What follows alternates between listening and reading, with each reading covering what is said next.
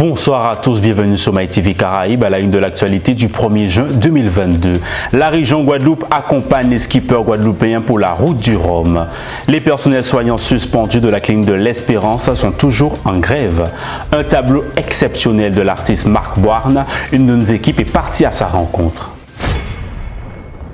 À l'occasion de la 12e édition de la Route du Rhum Destination Guadeloupe, la région Guadeloupe, partenaire majeur exclusif de l'événement, soutient dans le cadre de son dispositif d'accompagnement d'aide aux sportifs, 5 skippers guadeloupéens présents au départ seront accompagnés dont Rodolphe Sefo, Willy Bissette, David Ducosson, Sacha Donard et Kenny Piprol. Si on se souvient bien, en 2019, après la Route du Rhum et tout ce que la région a mis en place sur l'économie bleue et verte, nous avons eu une croissance de 4%, moins 6% de chômage.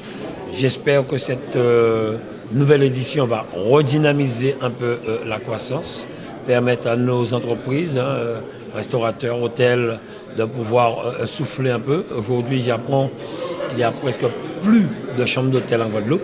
Il y a même certaines personnes qui construisent qui mettent en place des préfabriqués pour pouvoir recevoir des autres. Donc voilà, nous sommes vraiment très confiants, très conscients et très contents de savoir que nous avons 5 skippers que la région accompagne, plus 2 autres qui sont là, Vauchel et Camus, qui, en cas de problème, peuvent compter sur la région Guadeloupe. Et nous souhaiterions que, pourquoi pas, un Guadeloupéen puisse gagner ou parmi les 3 ou 5 premiers, qu'il fasse une belle compétition. Que cette compétition soit magnifique. Il y aura de l'animation sur la Master, sur Pointe-à-Pitre et un accompagnement des EPCI.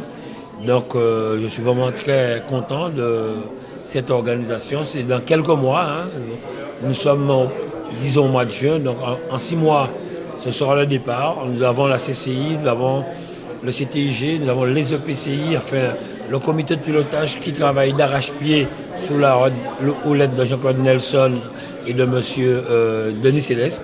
Donc aujourd'hui, c'était la présentation des skippers que nous accompagnons pour pouvoir, pour qu'ils puissent vraiment maintenant prendre pleinement conscience que dans quelques jours, ce sera le départ à Saint-Malo. C'est une bonne action de la région. Je remercie la région, le président Chalus et son équipe de nous avoir conviés à cette conférence de presse de présentation des skippers guadeloupéens. Et effectivement, on y est là. On est au mois de juin, 1er juin.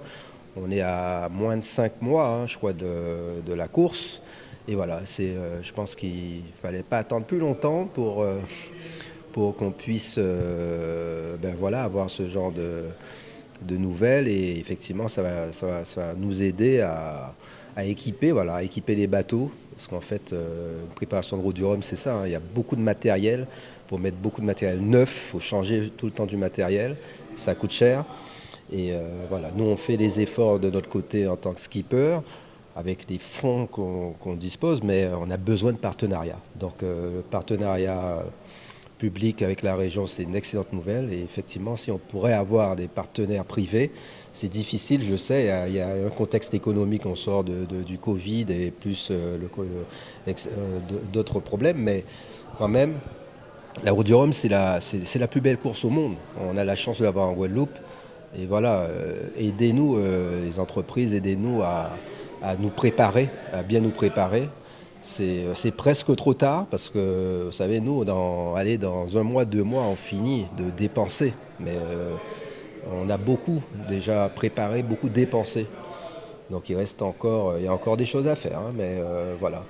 Plusieurs ambitions, c'est déjà d'être au départ. Donc là, je suis inscrit, c'était compliqué. Vous avez dû constater que les inscriptions, c'était très compliqué, beaucoup plus compliqué que d'habitude. Donc ça, c'est une grande satisfaction d'être inscrit. Maintenant, après, il faudra une deuxième satisfaction, c'est faire la qualification. Donc j'espère la faire entre juillet et août. Donc c'est ça déjà le prochain objectif. Et ensuite, ce sera effectivement d'être au départ à Saint-Malo et effectivement de faire une belle traversée, d'arriver en Guadeloupe, de faire plaisir à l'ensemble des Guadeloupéens, me faire plaisir aux amis, à la famille, à l'ensemble de la Guadeloupe et à la région, bien sûr. Et donc, ce sera déjà pas mal si j'arrive à cet objectif-là. Un enfant du pays, un enfant très fier de représenter la Guadeloupe, très fier de, derrière moi aussi, amener un maximum d'autres jeunes et de leur ouvrir toutes ces perspectives, entre guillemets, tout ce monde de la mer, de la plaisance et toutes les potentialités qu'offre la Guadeloupe pour justement d'autres enfants du pays qui trouvent un avenir professionnel.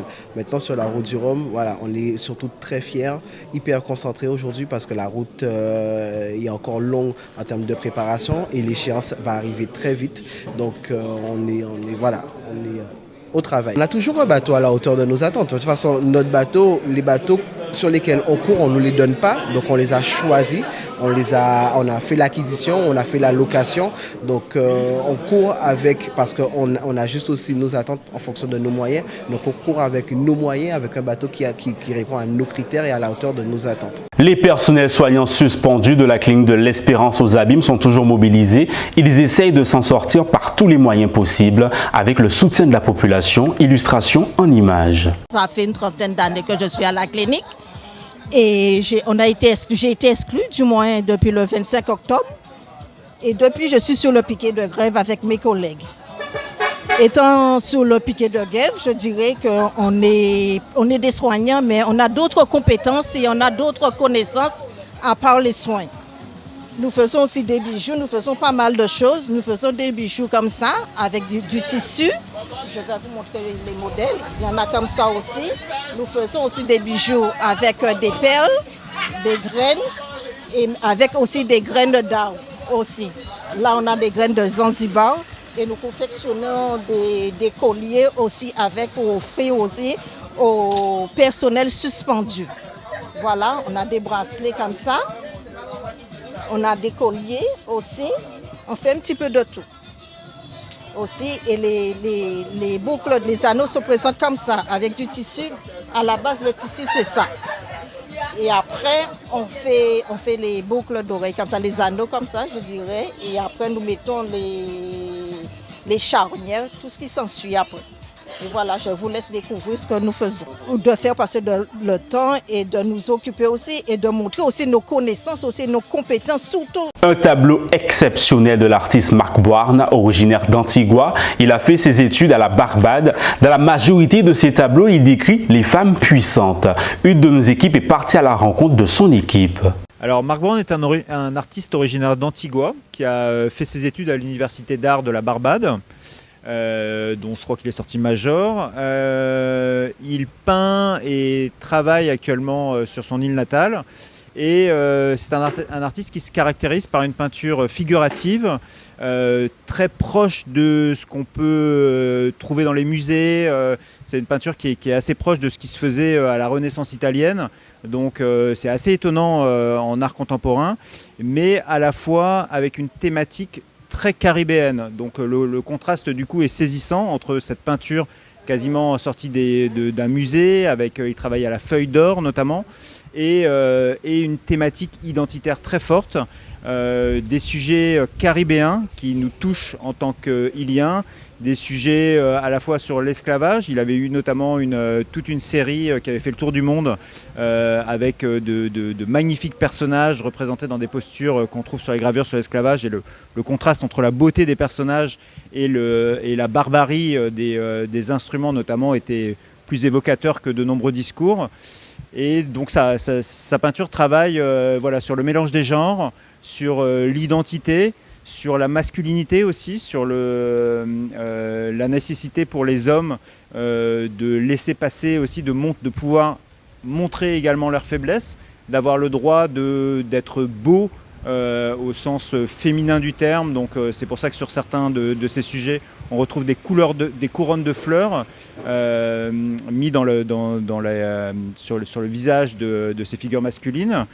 En règle générale, dans sa peinture, il représente des femmes puissantes et des hommes souvent un peu androgynes. Il veut, au travers donc, de son art, montrer ce que l'on cache également, montrer les tabous de notre société, que ce soit les tabous du genre, les tabous de la sexualité, mais également dénoncer les ravages de l'esclavage et les traumatismes qui en découlent encore dans nos îles. Voilà pour l'actualité du jour. Je vous rappelle l'une des informations principales. La région Guadeloupe accompagne les skippers guadeloupéens pour la route du Rhum. C'est la fin de votre édition. Merci de nous avoir suivis sur MyTV Caraïbes.